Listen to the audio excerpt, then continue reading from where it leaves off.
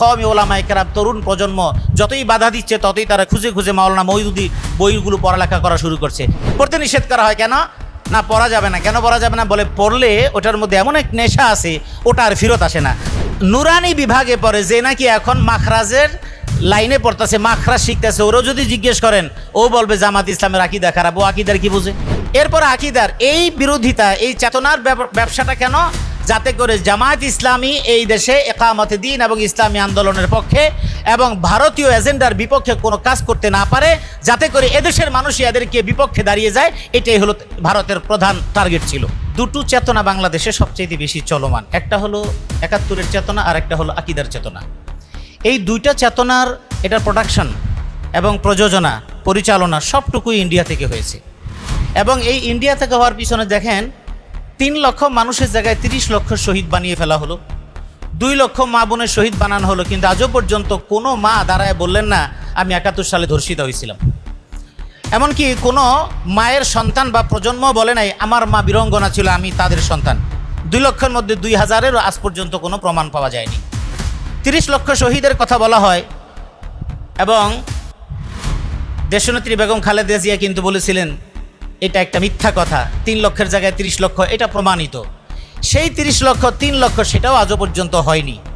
এরপরে পাকিস্তানের বিরুদ্ধে এবং মুক্তিযুদ্ধ কেন্দ্রিক যেই বয়ান ভারত আমাদেরকে শিখিয়ে দিয়েছে, ওই বয়ানের উপর নির্ভর করে আমাদের মুক্তিযুদ্ধের চেতনা, স্বাধীনতার পক্ষ বিপক্ষ একটা গ্রুপ তৈরি করা হয়েছে, পক্ষ বিপক্ষ তৈরি করা হয়েছে জামাত ইসলামীকে। কিন্তু পাকিস্তান যখন ৭১ মুক্তিযুদ্ধ হয় তখন কিন্তু নিজামে ইসলাম পার্টি কিন্তু ওই সময় কিন্তু একদম অ্যাক্টিভ একটা ইসলামী দল ছিল। নিজাম ইসলাম পার্টির কথা কেন বলা হয় না? কারণ যেহেতু নিজাম ইসলাম পার্টির কোনো অস্তিত্ব নেই। এরপর আকীদার এই বিরোধিতা, এই চেতনার ব্যবসাটা কেন? যাতে করে জামায়াত ইসলামী এই দেশে একামতে দ্বীন এবং ইসলামী আন্দোলনের পক্ষে এবং ভারতীয় এজেন্ডার বিপক্ষে কোনো কাজ করতে না পারে, যাতে করে এদেশের মানুষই এদেরকে বিপক্ষে দাঁড়িয়ে যায়। এটাই হলো ভারতের প্রধান টার্গেট ছিল। ২ নম্বর টার্গেট হলো এদেশের জামায়াত ইসলামীকে যদি প্রতিহত করতে হয় তাহলে সাধারণ পাবলিক দিয়ে করা যাবে না, কারণ শিকারি পাখি দিয়েই শিকার করতে হবে। এই জন্য আকীদার একটা সুন্দর প্যাটার্ন সেখান থেকে চালু করে দেওয়া হলো। ফখরুদ্দিন ভাই ইতিপূর্বে বলেছে জামায়াত ইসলামীর বিরোধিতার অন্তরালে বলে সেই দেশ বিভাগ থেকে জমিয়তের সেই পত্রিকার সম্পাদনা পরিষদ থেকে মাওলানা মওদুদীর চলে আসা এবং হোসেন আহমদ মাদানী রহমতুল্লাহ আলাইহি সহ আরও ওলামায়ে কেরাম এবং কাবির আসলাফ তাদের সাথে মতবিরোধের পর থেকে এই কংগ্রেসের নেতৃত্বে আকীদার একটা বিষয় সুন্দরভাবে আলেমদের মধ্যে চাপিয়ে দেওয়া হয়েছে, যে কারণে নুরানি বিভাগে পড়ে যে নাকি এখন মাখরাজের লাইনে পড়তেছে, মাখরাজ শিখতেছে, ওরও যদি জিজ্ঞেস করেন ও বলবে জামাত ইসলামের আকীদা খারাপ। ও আকীদার কি বুঝে? অথচ নুরানি মাদ্রাসায় পড়ে, হেফজখানায় পড়ে, তাইসির জামাতে পড়ে, মিজান জামাতে পড়ে। এটা তাদের সফলতা। তারা বলে যে আমরা মওদুদী এবং জামাতের বিরোধিতা আমি একদম শুরু থেকেই শিখাই দিব। তার মানে এটা কিন্তু ওইভাবেই গড়ে উঠেছে। এবং সর্বশেষ কথা, ২৪-এর এই গণ অভ্যুত্থানের পরে যারা সবাই মিলে একসাথে কাজ করেছে, তারপর এই কথাটা আসা একটাই মাত্র কারণ, সেই ঘুরে ফিরে একই অবস্থা। নির্বাচন কেন্দ্রিক দাঁড়িয়েছিল, কোনো ভোট বা কোনো প্রাপ্তি ছিল না, না পাওয়ার কারণে এখন আমরা কিছুই পেলাম না, আর তারা অনেক কিছু পেয়ে গেল। সুতরাং এই পথ চেঞ্জ এবং এই পথ থামাতে হবে, এবং এটা ভারতীয় একটা বিশাল বড় এজেন্ডা। কারণ আজকে জামাত ইসলামের উপরে যেই ধরনের জনপ্রিয়তা এবং ওলামায়ে কেরাম যেভাবে আসতেছে, বিশেষ করে কওমি ওলামায়ে কেরাম, তরুণ প্রজন্ম যতই বাধা দিচ্ছে ততই তারা খুঁজে খুঁজে মাওলানা মওদুদী বইগুলো পড়ালেখা করা শুরু করছে। এবং আমি বলতে চাই, আমি বলি যারা মাওলানা মওদুদী রহমতুল্লাহ আলাইহির বিরুদ্ধে কথা বলেন অসুবিধা নাই, কিন্তু আমার ভাইদেরকে বলবো যেই বিষয়গুলোর উপর বলা হয় ওই বইগুলো আপনারা মেহেরবানি করে পড়ুন। পড়তে নিষেধ করা হয় কেন? না পড়া যাবে না। কেন পড়া যাবে না? বলে পড়লে ওটার মধ্যে এমন এক নেশা আছে, ওটা আর ফেরত আসে না। তার মানে বোঝা গেল আপনি পড়তে নিষেধ করতেছেন। তবে হ্যাঁ, আপনি যতই নিষেধ করেন না কেন, ডক্টর বেলাল ফিলিপস যিনি খ্রিস্টান ছিলেন, তিনি যখন নিজে স্বীকার করেছেন মাওলানা মওদুদীর যে লেখা, এই লেখাগুলো পড়ে আমার জীবনে আমি যে খ্রিস্ট ধর্মে ছিলাম, আমি সেখান থেকে ইসলামের এই সুবাতাস এবং ইসলামের আলো আমি দেখতে পেয়েছি। এরকম অসংখ্য বেলাল ফিলিপস সারা বিশ্বে ছড়িয়ে আছে।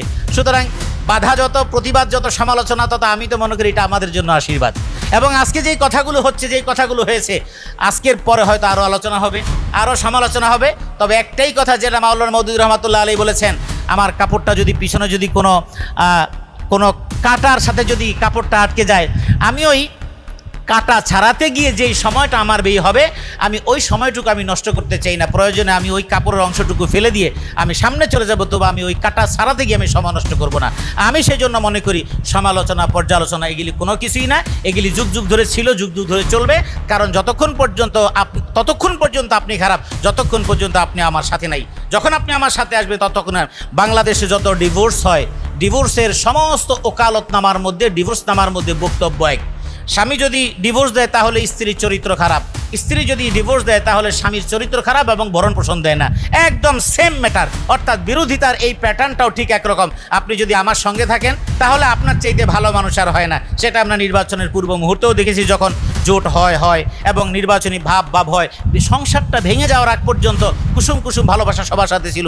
ঠিক যখন ভেঙে গেল, ওই স্বামী যেমন বলল স্ত্রীর চরিত্র খারাপ, আর স্ত্রী বলল স্বামীর চরিত্র খারাপ, ঘোরপোষ দেয় না। ঠিক এখন আমরা সেই অবস্থায় আছি। সুতরাং এই আলোচনা চলছে, এই আলোচনা চলবে, এবং আরও আঘাত আসবে আরও বেশি, কারণ তাদের আর কোনো কাজ নেই। দেখবেন আজকের এই সেমিনারটা যখন নাকি ইউটিউবে যাবে, দেখবেন এরপর থেকে কত আমাদের কিছু ভাইরা আছে, তাদের সাথে আমারও খুব ভালো সম্পর্ক, একদম মহব্বতের সম্পর্ক। এই আলোচনার পরে দেখা হলে হয়তো বলবে, ভাই আপনি এগুলি কী বললেন উল্টাপাল্টা, তাই বলবে, আমিও বলবো যে ভাই আপনি বলছেন, আমিও বলছি, অসুবিধা নেই। তো দেখা হবে, সাক্ষাৎ হবে, ভিডিও বানাবে, আমরা দেখবো, কথা বলবো। সুতরাং হতাশ হওয়ার কিছু নেই। আমরা দোয়া করি ইকামতে দ্বীনের জন্য। আমরা কোনো ইসলামী দলকে মনে করি না একমাত্র ইসলামী দল। আমরা মনে করি জামায়াত ইসলামী যেমন বাংলাদেশ ইসলামী ইকামত কায়েম করতে চায়, ঠিক তেমনিভাবে অন্যান্য ইসলামী দলগুলো তারাও বাংলাদেশ ইসলাম কায়েম করতে চায়। আমরা সমস্ত ভাইদের জন্য শুভকামনা করছি, এবং সকলকে নিয়ে আমরা বাংলাদেশে ইসলামী ইকামতে দ্বীন, ইসলামী রাষ্ট্র একটা সুন্দর রূপরেখা দাঁড় করাতে চাচ্ছি। আল্লাহ আমাদের তৌফিক দান করুন, আমিন। আল্লাহ সুবহানাহু ওয়া তাআলা বলেন, আউযু বিল্লাহি মিনাশ শাইতানির রাজীম, ওয়া মান ইউশাকিকির রাসূলা মিন বাদি মা তাবায়্যানা লাহুল হুদা ওয়া ইয়াত্তাবি' গায়রা সাবিলিল মুমিনিনা নুওয়াল্লিহি মা তাওয়াল্লা ওয়া নুসলিহি জাহান্নাম। একেবারে আয়াত ক্লিয়ার কাট। আল মুমিনুনের তাফসিরে উলামায়ে কেরাম রিদওয়ানুল্লাহি তাআলা আলাইহিম আজমাইন উল্লেখ করেছেন, আল মুমিনুন দ্বারা আল্লাহ সুবহানাহু ওয়া তাআলা সাহাবায়ে কেরাম রিদওয়ানুল্লাহি তাআলা আলাইহিম আজমাইনদেরকে বুঝিয়েছেন। সাহাবীদের রাস্তা থেকে বিচ্যুত হয়ে কোনো নতুন রাস্তা যারা তৈরি করবো, নুওয়াল্লিহি মা তাওয়াল্লা ওয়া নুসলিহি জাহান্নাম। সাহাবীদের রাস্তার বাইরে যাওয়া মানে জাহান্নামের রাস্তায় চলে যাওয়া, এটি আল্লাহ তাআলার ঘোষণা। সুতরাং এই বিষয়ে আমাদেরকে কোনো দ্বিধা নেই বলতে যে আমরা নই, যারা ইমানের দাবিদার তারা কেউ সাহাবা বিদ্বেষী হয়, এটা আমরা বিশ্বাস করি না। আমাদেরকে দুই জায়গায় ব্যারিকেড দেওয়ার চেষ্টা করা হয়েছে। রাজনৈতিক ক্ষেত্রে কোনো এভিডেন্স ছাড়া রাজাকার বানিয়ে দিয়ে, ৭১-এর রাজাকার বানিয়ে দিয়ে আমাদেরকে রঙিন করা হয়েছে, যেটার কোনো দলিল কারো কাছেই নেই। ঠিক এইভাবে ধর্মীয় ক্ষেত্রে এসে এখানে আমাদেরকে রঙিয়ে দেওয়া হয়েছে আমরা সাহাবা বিদ্বেষী, আমরা আম্বিয়াদের সমালোচনা করি। এটা আসলে দুই দিক থেকে আটকানোর একটা ফাঁদ মাত্র, মূলত এগুলোর কোনো ভিত্তি নেই। যেগুলো আপনারা এতক্ষণ আলোচনায় শুনেছেন, বলেছেন এবং দলিল দিয়েছেন, এটা দ্বারা প্রমাণিত হয়েছে এগুলোর আসলেই কোনো ভিত্তি নেই। জাস্ট বলার জন্য বলা এবং ময়দান চাঙ্গা করা রাজনীতি ছাড়া এখানে আর কিছুই নেই। আর শুধুমাত্র আহলে কোরআনরা, যারা মুস্তাশরিকিন উলামা, যারা অমুসলিম বড় বড় বিদগ্ধ পণ্ডিত আছেন ইসলামের উপরে, তারা আর আহলে কোরআনরা ছাড়া সাহাবীদের প্রতি বিদ্বেষ পোষণ করে এমন কোনো মানুষ নেই। কারণ তারা একটা টার্গেট নিয়ে করে, তাদের টার্গেট হলো আল্লাহ রাসূল সাল্লাল্লাহু আলাইহি ওয়াসাল্লাম থেকে এই বর্ণনাকারী সাহাবীদেরকে যদি ত্রুটি যুক্ত করে দেওয়া যায় তো সবগুলো রাওয়ায়াত এমনিতেই বাতিল হয়ে যাবে। এই জন্য হযরত আবু হুরায়রা রাদিয়াল্লাহু তাআলা, আব্দুল্লাহ ইবনে আব্বাস রাদিয়াল্লাহু তাআলার বিরুদ্ধে তাদের নানা কথা, আপনারা যারা আল হাদিস ওয়াল মুহাদ্দিসুন এই বইটি পড়েছেন, মোহাম্মদ আবু জাহু, ওখানে উনি এইটা নিয়ে লম্বা আলোচনা করেছেন। এবং উলুমুল হাদিসের উপরে যে বইগুলো আছে, সবগুলো বইয়ে, যেগুলো লেটেস্ট বই, সবগুলো বইয়ে কিন্তু আহলে কোরআন এবং মুস্তাশরিকিন উলামাদের বিরুদ্ধে বিরাট চ্যাপ্টার কিন্তু লেখা হয়েছে। ডক্টর সুবি সালেহ ওনার লেখা উলুমুল হাদিস, ওখানেও আপনারা দেখবেন একটা বড় চ্যাপ্টার আছে। তার মানে এই কাজটা কোনো ইমানদারের কাজ না, এটা আহলে কোরআন যারা সরাসরি কাফের এবং ওই মুস্তাশরিক উলামা যারা ইসলামের বিরুদ্ধাচারী, তারা হযরত আবু হুরায়রা, ইবনে আব্বাস রাদিয়াল্লাহু তাআলা, আব্দুল্লাহ ইবনে ওমর রাদিয়াল্লাহু তাআলা আলাইহিম আজমাইন ওনাদেরকে ত্রুটিযুক্ত করে দিতে চাচ্ছে, যাতে করে সবগুলো হাদিসের ভিত্তি দুর্বল হয়ে যায় এবং শুধু আহলে কোরআন এদিকে লোকেরা ঝুঁকে যায়, এই বিষয়ই তারা প্রমাণ করতে চায়। সুতরাং এই বিষয়ে আমাদেরকে খেয়াল রাখতে হবে। আর নবী আকরাম সাল্লাল্লাহু আলাইহি ওয়াসাল্লামের কোনো সাহাবী মিথ্যা বলেন নাই, এই অর্থেই কিন্তু সাহাবারা উদুল বলা হয়েছে। আপনি একটা দলিল দেখাতে পারবেন না যেই দলিলে এটা প্রমাণিত হয়েছে যে এক সাহাবী আরেক সাহাবীকে মিথ্যা বলেছেন। আমি একটা শুধু দলিল দিই আপনাদের সামনে। রাসূলুল্লাহ সাল্লাল্লাহু আলাইহি ওয়াসাল্লামের ইন্তেকালের পরে যখন সাহাবা কেরামদের মধ্যে দ্বন্দ্ব তৈরি হয়ে গেল, ইখতিলাফ তৈরি হলো কে হবেন পরবর্তী খলিফা, তখন আপনারা সব ঘটনা জানেন, লম্বা ঘটনা আমার বলার দরকার নেই। মানে বনু সাদ গোত্রে যেই সম্মেলনটি হয়েছিল সেখানে দুই পক্ষের সাহাবীরাই ছিলেন, আনসারি মুহাজিররা।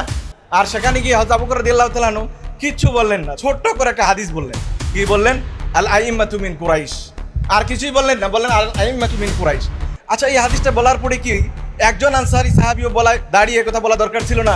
যেহেতু তুমি কুরাইশি, যেহেতু তুমি রাসূলের পরবর্তী লোক, যেহেতু তুমি রাসূলের শ্বশুর, তুমি নিজে খলিফা হওয়ার জন্য হাদিস বানিয়ে নিয়ে আসছো। এটা বলা একেবারেই যৌক্তিক ছিল। কিন্তু আপনারা কি কোনো প্রমাণ দিতে পারবেন কোনো একজন সাহাবী দাঁড়িয়ে কথা বলছে যে আবু বকর তুমি মিথ্যা বলতেছো নিজে খলিফা হওয়ার জন্য? কেউ বলেন নাই। তাহলে সাহাবায়ে কেরাম রাদিয়াল্লাহু তাআলা আলাইহিম নিজেরা লালন করতেন যে যত কিছুই হোক আল্লাহ রাসূলের নামে কেউ মিথ্যা কথা চালিয়ে দেয় এমন কোন লোক সাহাবী হইতে পারে না। কারণ আল্লাহ রাসূল সাল্লাল্লাহু আলাইহি ওয়াসাল্লাম বলছেন, মান কাযিবা আলাইয়া মুতাআম্মিদান ফালিয়াতাবাওয়া মাকআদাহু মিনান নার। আপনি যদি মুতাওয়াতির হাদিস একটাও ধরেন দুনিয়ায়, তাহলে এটা একটা মুতাওয়াতির হাদিস। সুতরাং এটা জানতেন না এমন কোন সাহাবী ছিলেন না। সব সাহাবায়ে কেরাম রাদিয়াল্লাহু তাআলা আলাইহিম আজমাইন এটার উপরে আমল করছেন। রাসূলের কোথায় দাফন করা হবে বিতর্ক তৈরি হলো, কঠিন বিতর্ক। এই বিতর্কের পরে হযরত আবু বকর ছোট্ট একটা হাদিস শুনিয়ে দিলেন। তিনি বললেন, আল আম্বিয়াউ ইউদফানুনা হাইসু ইয়ামুতুন। যেখানে নবীরা ইন্তেকাল করেন ওখানেই তাদেরকে দাফন করতে হয়। ওই একজন সাহাবী তো দাঁড়িয়ে বললেন, আবু বকর মিথ্যা কথা বলে কেন? আমরা তো কোনোদিন শুনি নাই। তুমি এই হাদিস বাইর করো কোত্থেকে? এই কথাটা তো একজন সাহাবীও বলেন নাই। তাহলে বোঝা গেল সাহাবায়ে কেরাম রাদিয়াল্লাহু তাআলা আলাইহিম এই অর্থে উদুল যে একজন সাহাবী এটা বিশ্বাস করতেন না যে আল্লাহ রাসূলের নামে কোনো একটা মিথ্যা কথা চালিয়ে দেওয়া যায়, এটা সম্ভব, এটা বিশ্বাস করতেন না।